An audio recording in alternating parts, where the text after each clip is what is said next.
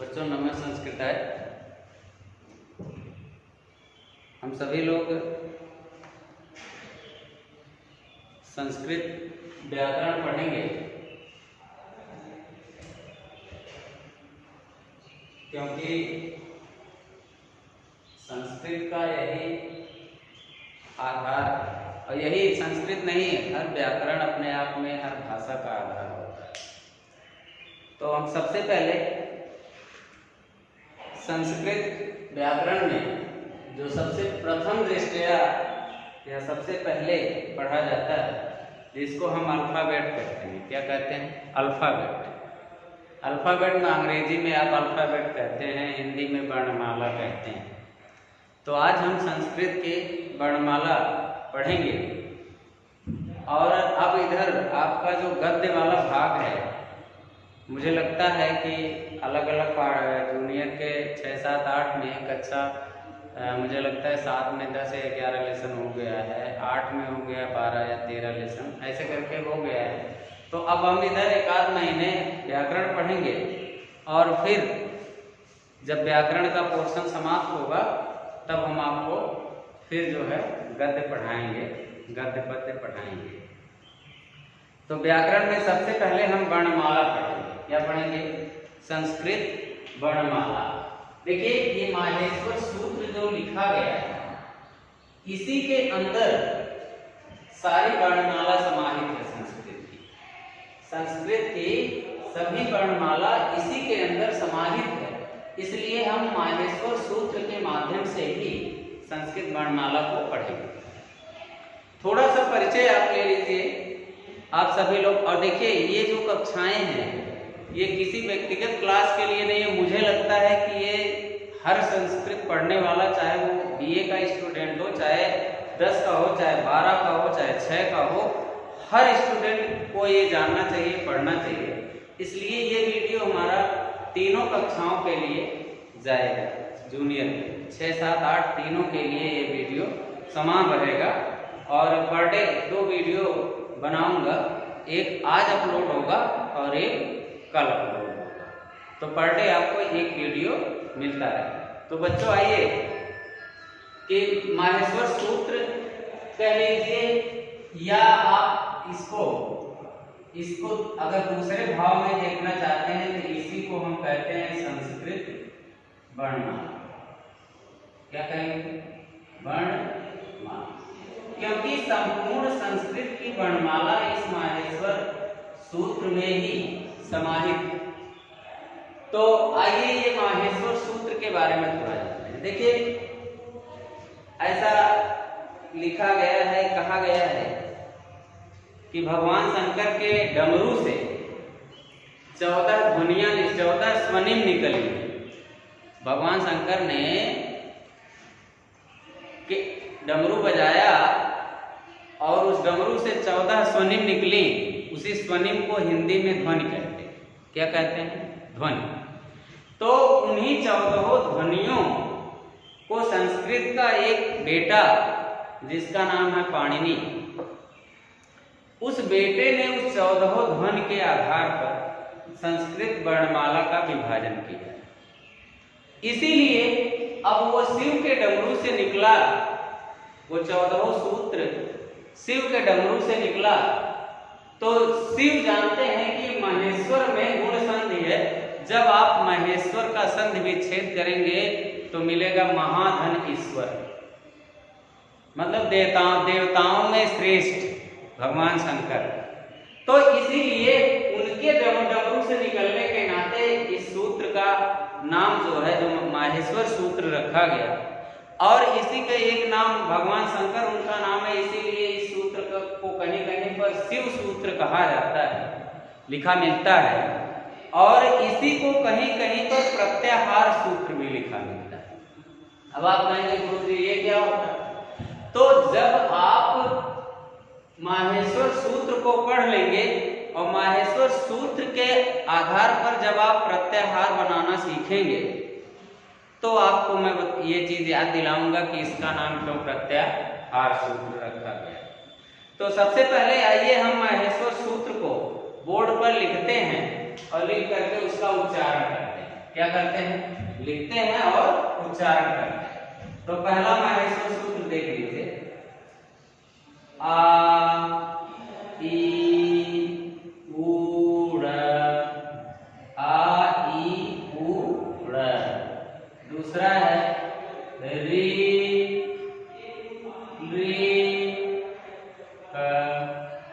ऋलिक। तीसरा है एं ए ओ और अंगा एवं। चौथा है आए औ च, आए औ च। फिर पांचवा है ह य व र ट। छठा सूत्र देखिए ल ड़ लड़, है वरट लड़। छठा। सातवां सूत्र है वरट लड़। ठीक, ले बच्चों बुरा ना मानिएगा, क्योंकि अब इसी दौरान चाय मिल गई है, ठंडी हो जाएगी, तो मैं थोड़ा थोड़ा आपको पढ़ाते हुए भी वो कर लूँगा। क्योंकि नहीं, अब ऐसी चीज़ होती कि अवॉइड करते तो हटवा देते, लेकिन ये अभी खराब हो जाएगी। तो साथ साथ पिएंगे लड़, और लड़ के बाद है यम गणना। सातवां है क्या, य म अंगा, य म ङ, ग नहीं है, य म ङ और न यम गणनम। सातवां सूत्र हो गया। अब आठवां सूत्र देखिए, यम गणनम। अब है झभय। क्या है, झ भ य, झभय। फिर है नौवां है घटघस, घ ढ ढ है घ ढ ध स, षष्ठी सा घटधस। और 10वां सूत्र है घटधस जब घटधस। क्या है, जब घटधस जब घटधस। और 11वां सूत्र है जब घटधस खप छठक चट्टो। 11वां सूत्र है ख प छ ठ ह च ट त व, चट्टो। और फिर उसके बाद 12वां सूत्र है सस्सर है कपय, सॉरी 12वां सूत्र है क प य, कपय और कपय। और 13वां सूत्र है सस्सर, सा। देखिए यहाँ पर, यहाँ भ्रम होता है, पहले बड़ा सा फिर खष्टी सा फिर छोटा सा, पहले बड़ा सा फिर खष्टी सा फिर छोटा सा, स स स र। और उसके बाद एक अंतिम है 14वां सूत्र, जिसको बोलते हैं हल। अब देखिए बच्चों, इसको हम चाहे 2 वीडियो लगे चाहे 4 वीडियो लगे, हमको इसको इस तरीके से पढ़ना है कि ये फिर लाइफ में कभी भूले ना। ये मान के चलिए कि ये आप आज 6 में 7 में 8 में पढ़ रहे हैं भले, लेकिन ये ऐसी चीज आप पढ़ रहे हैं कि भविष्य में कोई भी नॉर्मल कंपटीशन आप देने जाएंगे और जहां संस्कृत से हिंदी में या संस्कृत में पूछा जाएगा, तो यहाँ से आपको 1 क्वेश्चन 2 क्वेश्चन आपको हमेशा मिलेंगे। आज तो आपको मिलेंगे ही, लेकिन आप जब बड़े हो जाएंगे 20-25 साल के, जब आप पुलिस की भर्ती देखने जाएंगे, टीचर भर्ती देखने जाएंगे, तो आप यूपी टेट की परीक्षा देंगे, तो हर जगह इसमें से आपको प्रश्न मिलेंगे। तो इसको बहुत डीपली हम लोग पढ़ेंगे। तो आइए सबसे पहले हम उच्चारण करते हैं। ये हमें जबानी याद होना चाहिए। इसको बोलते हैं माहेश्वर सूत्र, शिव सूत्र। अब आपसे कोई कहे शिव सूत्र याद है, आपसे अगर कोई कहता है कि शिव सूत्र याद है, तो अगर आप जानेंगे कि माहेश्वर सूत्र और शिव सूत्र एक ही है, या प्रत्याहार सूत्र याद है, प्रत्याहार सूत्र भी वही है, अगर तीनों नामों से जानेंगे खाली आप माहेश्वर सूत्र के नाम से जानेंगे तो अगर कोई कहेगा शिव सूत्र सुनाओ तो आप भ्रम में पड़ जाएंगे, ये कहाँ से नई चीज आ गई। तो आइए हम सबसे पहले इसका उच्चारण करते हैं। आयुड़, देखिए आ ई ऊड़ा नहीं बोलेंगे, क्या बोलेंगे? आयुड़ रिलिक एवं एउच है बरट लड़ यम गणनम झभय घट दस जब घट दस खप छटक चटतौ, एक ही बार बोलना है। और कपय सत्सर हल अपराग तेजी से आयुड़ रिलिक एवं एउच है बरट लड़ यम गणनम झभय घट दस जब घट दस खप छटक चटतौ कपय सत्सर हल। अब मैंने बीच में एक बार सांस लिया, अब एक सांस में पढ़िए। जान लीजिए जब आप जबानी एक सांस में आप पढ़ने लगे तो मान लीजिए कि आप, बाकी ऐसे तो आप हर आदमी पढ़ेगा ई ऊड़ा री ये कोई तरीका नहीं। अब फिर से तेजी, मतलब इतना तेज पढ़िए कि एक सांस में 14 सूत्र आ जाए। आयुड़ रिलिक एवं एवच है बरट लड़ यम गणनम झभय घट दस जब घट दस खप छटक चटतौ कपय सत्सर हल। देखिए नॉर्मली सांस भी नहीं फूली और आराम से हम पढ़ लेंगे, लेकिन ये कब होगा? आपको इसको बार बार अभ्यास करना पड़ेगा और आना चाहिए, याद रहेगा। क्योंकि ऐसे परीक्षाओं में प्रश्न हुआ कि माहेश्वर सूत्र का छठा सूत्र होगा। अब छठा सूत्र अगर आपको याद नहीं है कि लड़ होगा तो आप कतई नहीं लिख पाएंगे, तो आप भ्रम में पड़ जाएंगे। इसलिए याद होना जरूरी है। मेरे आप सामने होते तो मैं दोहराता, लेकिन ऐसी अपेक्षा कर रहा हूं आप वीडियो देखेंगे मेरे साथ साथ दोहराएंगे।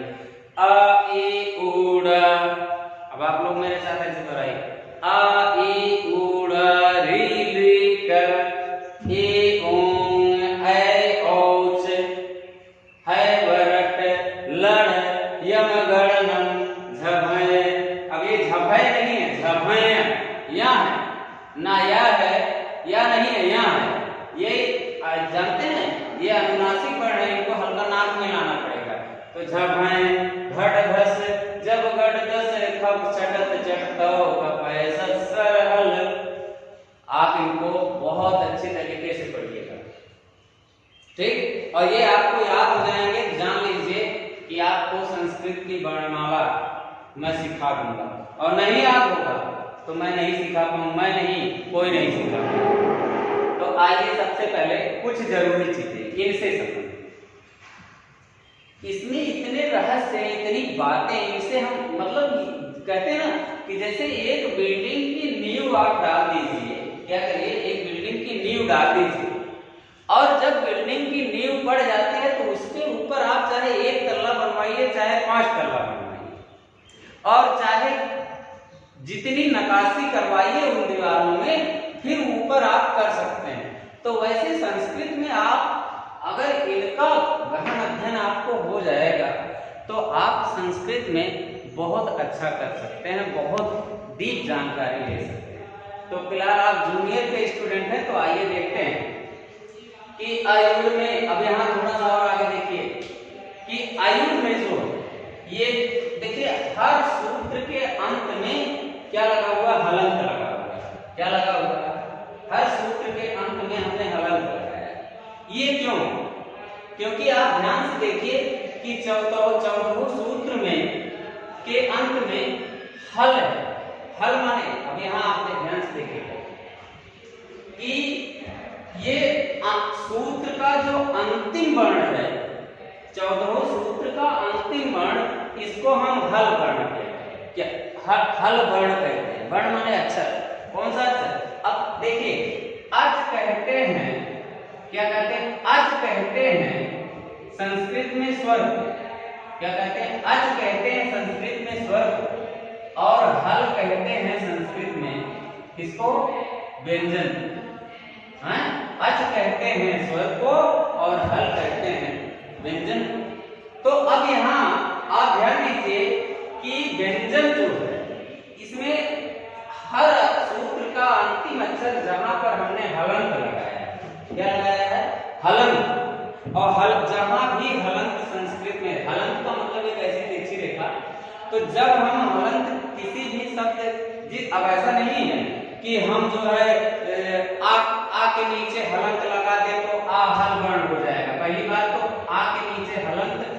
तरीके से नहीं लग सकता जिस तरीके से चाय में नमक नहीं पड़ सकता। समझ में आया? हलंत वही लगता है जो वर्ण हल, स्वर वर्ण के नीचे हलंत नहीं। तो यहाँ देखिए सभी सूत्रों का अंतिम अक्षर हल है और इसी हल होने के नाते सब में हलंत लगा हुआ, ये चिन्ह हलंत होता है। इसको संस्कृत में क्या बोलते हैं? हलंत। और जब संध विच्छेद करेंगे तो हल धन अंत क्या होगा? हल धन अंत, माने जिस अंत में हल, अंत में या अंतिम वर्ण को हल या अंतिम हल वर्ण, ऐसा समझिए। तो देखिए अब कपय में या, सत्सर में रा, खप चटक चटतों में वा, और जब गढ़स में सा और घढ़स में ये वाला सा, हस्ती सा, झभय में या, आई उड़ा में रा, रेलिका में का, एवं में अंगा, ऐच में चा, हैबरट में टा, लड़ में डा, यम गणनम में मा। ये सभी देखिए हलंत के चिन्ह है, मतलब ये वर्ण हल क्या है? हल वर्ण। अब आइए कुछ एक बात और सीखते हैं छोटी सी, क्योंकि देखिए वीडियो को भी ध्यान में रखना है। अब यहीं से हम आपको लगभग मुझे लगता है कम से कम मुझे 10 दिन लगेगा पढ़ना में बढ़िया से। तो आइए अब ये जो हल वर्ण है आज, ठीक है, ये कितने होते हैं? 9। कितने होते हैं? 9। और हल कितने होते हैं? 33। कितने होते हैं? 33। अब संस्कृत की कुल आप पढ़ के रहे संस्कृत वर्णमाला, और किसी भी वर्णमाला में क्या होता है? स्वर होते हैं, व्यंजन।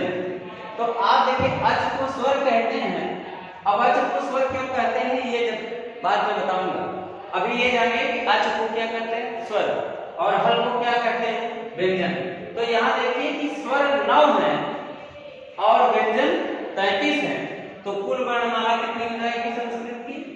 42। कितनी हो जाएगी? 42। तो संस्कृत वर्णमाला हुई कुल 42। अब इन 42 में खूब ध्यान से देखिएगा, खूब ध्यान से देखिएगा कि ये 42 अक्षर संस्कृत। अब आपसे कोई पूछे कि ये बताइए संस्कृत वर्णमाला में कुल कितने स्वर होते हैं? तो 9 स्वर। कितने स्वर होते हैं? 9 स्वर। और संस्कृत वर्णमाला में हल कितने होते हैं? तो 33 होते हैं। हल माने व्यंजन कितने होते हैं? 33 होते हैं। कुल अक्षर कितने होते हैं? कितने होते हैं? 42 होते हैं। ये इतना है। अब बच्चों इसका अगला भाग आपको अगले वीडियो में मिलेगा, क्योंकि वीडियो बड़ा हो जाएगा।